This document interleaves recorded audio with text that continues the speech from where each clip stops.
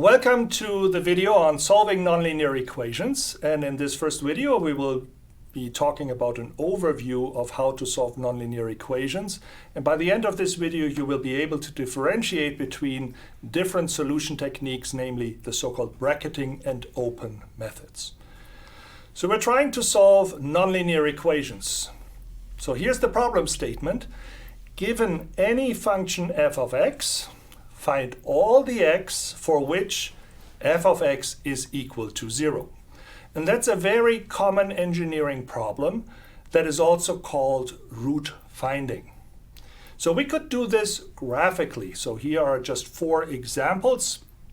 And the top one here, if I draw the function f of x, we are trying to find those points x where the line f of x crosses or touches the x-axis. So in these two examples here, that is happening in one point. So we will have one solution to f of x is equal to 0.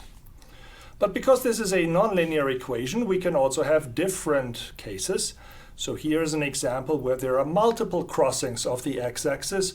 So we will have multiple solutions. In this example, we will have 4 solutions. Or we can even have the case where this graph does not cross the x-axis at all. So this is a scenario where we would have no solution at all.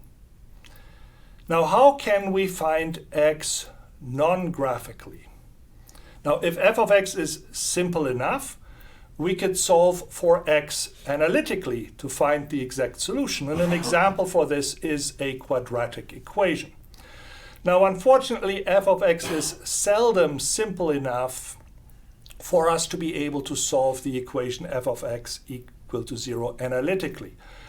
And just one example is a polynomial equation of order 6. There's no known analytical solution to this. Here's another simple example where we cannot easily find an analytical solution.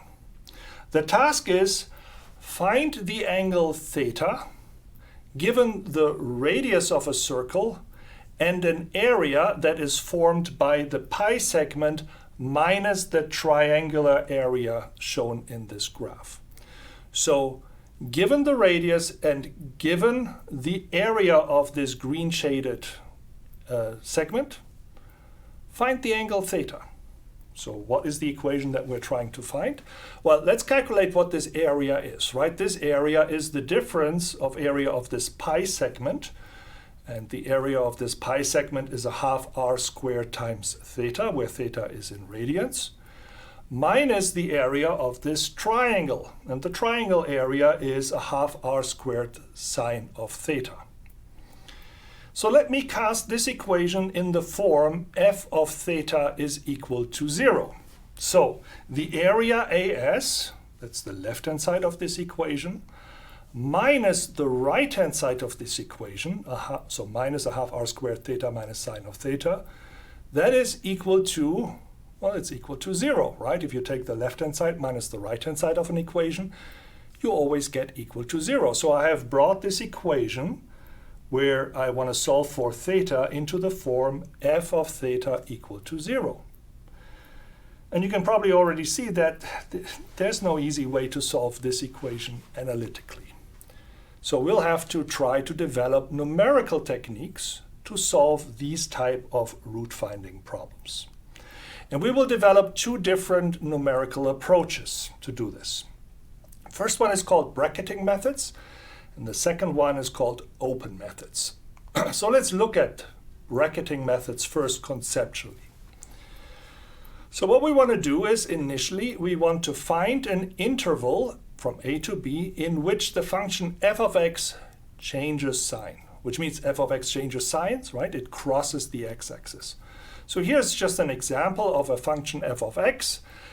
And I want to start, or I have to start every bracketing method by finding an interval from a to b where the function is guaranteed to change sign, which is the case here, right? If f of a is smaller than 0 in this example, and f of b is greater than 0, then there must be a sign change in this interval.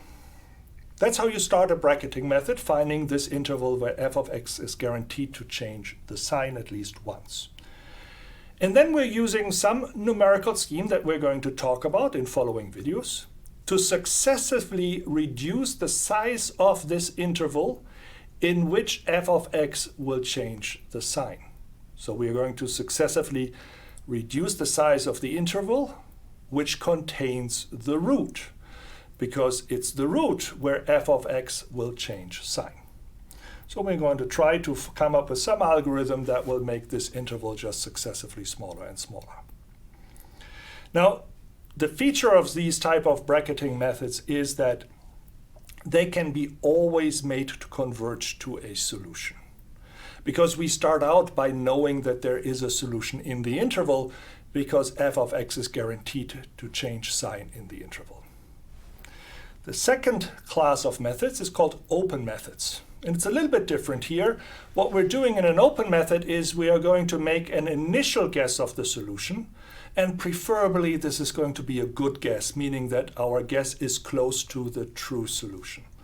Let's have a graphical example here again. So some f of x, some line here, and I'm going to provide an initial estimate of the solution, which is shown here as a red dot. That's the f of x of my initial estimate.